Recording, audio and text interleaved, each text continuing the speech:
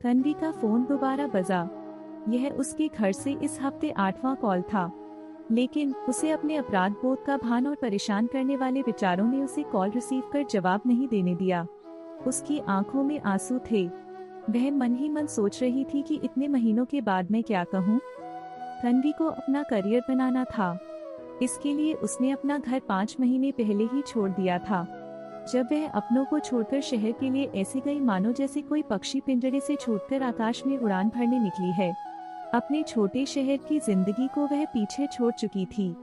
वह मेगासिटी की चमक धमक में खो जाने को तैयार थी। मेगासिटी में तन्वी के पहले कुछ हफ्ते एक रोमांच की तरह रहे। नए दोस्त व रिश्तेदार बनाना, नए स्थानों पर घूमना फिरना आदि। इतनी आजादी का एहसास उसे इससे पहले कभी महसूस नहीं हुआ था।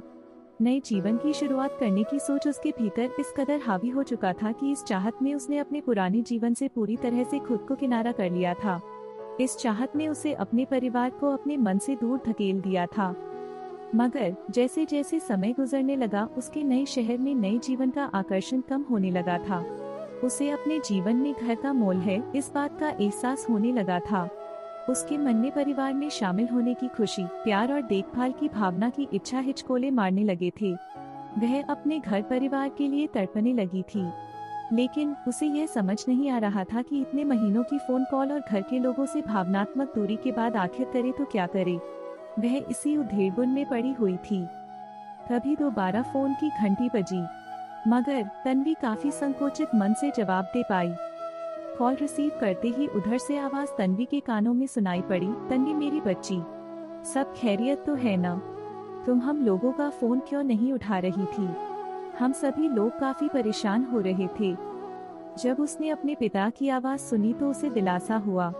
वह अपने पूरे परिवार के साथ रहने के लिए तरस रही थी, जो उससे बेइंतहा प्यार करते थे।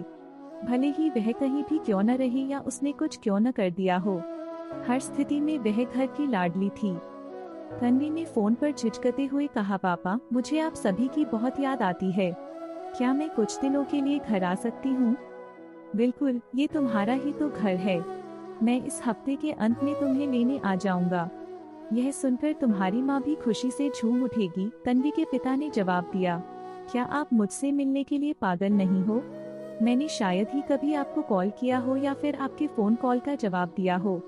मैंने आपसे हमेशा बहाना बनाकर बोल देती थी कि मैं व्यस्त हूँ, जबकि मैं खाली रहती थी। मुझे बहुत खराब लग रहा है, तन्वी ने अपने पापा से कहा। ऐसा मत सोचो, हम आपसे खफा नहीं हैं, बल्कि हम सभी को आप पर गर्व है, क्योंकि हर माता पिता अपने बच्चों के लिए यही करते हैं, तन्वी के पिता ने जवाब दिया।